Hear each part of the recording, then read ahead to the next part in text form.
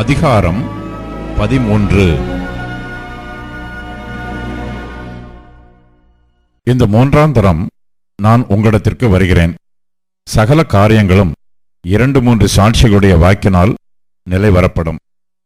நான் 2ஆம் தரம் உங்களிடத்தில் இருந்தபோது சொன்னது போல, இப்பொழுது தூரமாயிருந்தும் உங்களிடத்தில் இருக்கிறவனாக நான் மறுபடியும் வந்தால் தப்பவிட மாட்டேன் என்று முன்பு பாவம் செய்தவர்களுக்கும் மற்ற எல்லாருக்கும் முன் அறிவித்து எழுதுகிறேன். கிறிஸ்து எனக்குள்ளே பேசுகிறார் என்பதற்கு அத்தாட்சி தேடுகிறீர்களே. அவர் உங்களிடமாய் பலவீனர் அல்ல, உங்களிடத்தில் வல்லவராயிருக்கிறார். ஏனெனில் அவர் பலவீனத்தால் சிலுவையில் அறையப்பட்டிருந்தும் தேவனுடைய வல்லமையினால் பிழைத்திருக்கிறார்.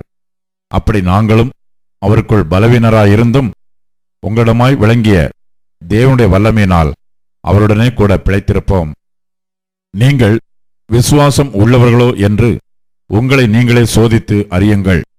உங்களை நீங்களே பரீட்சித்து பாருங்கள். இயேசு கிறிஸ்து உங்களுக்குள் இருக்கிறார் என்று உங்களை நீங்களே அறியீர்களா? நீங்கள் பரீட்சைக்கு நில்லாதவர்களாய் இருந்தால் அறியீர்கள். நாங்களோ பரீட்சைக்கு நில்லாதவர்கள் அல்ல என்பதை அறிவீர்கள் என்று நம்புகிறேன். மேலும் நீங்கள் ஒரு பொல்லாங்கும் செய்யாதிருக்கும்படியாக தேவனை நோக்கி விண்ணப்பம் பண்ணுகிறேன்.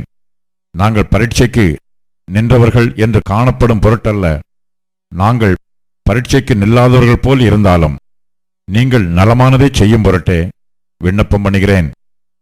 சத்தியத்திற்கு விரோதமாக நாங்கள் ஒன்றும் செய்யக்கூடாமல் சத்தியத்திற்கு அனுகூலமாகவே செய்யக்கூடும். நாங்கள் பலவீனரும் நீங்கள் பலமுள்ளவர்களுமாய் இருக்கையில் சந்தோஷப்படுகிறோம். நீங்கள் நற்சீர் பொருந்தும்படிக்கும் விண்ணப்பம் பண்ணுகிறோம்.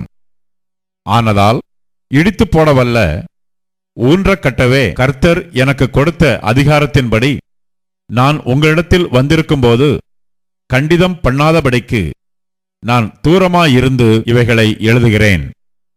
கடைசியாக சகோதரரே, சந்தோஷமாயிருங்கள், நற்சீர் பொருந்துங்கள், ஆறுதல் அடையுங்கள், ஏக சிந்தையாயிருங்கள், சமாதானமாயிருங்கள். அப்பொழுது அன்புக்கும் சமாதானத்துக்கும் காரணராகிய தேவன் உங்களோட கூட இருப்பார். ஒருவரை ஒருவர் பரிசுத்த முத்தத்தோடு வாழ்த்துங்கள்.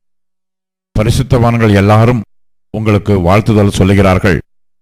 கர்த்தராகிய இயேசு கிறிஸ்துவனுடைய கிருபையும் தேவனுடைய அன்பும் பரிசுத்த ஆவியினுடைய ஐக்கியமும் உங்கள் அனைவரோடும் கூட இருப்பதாக.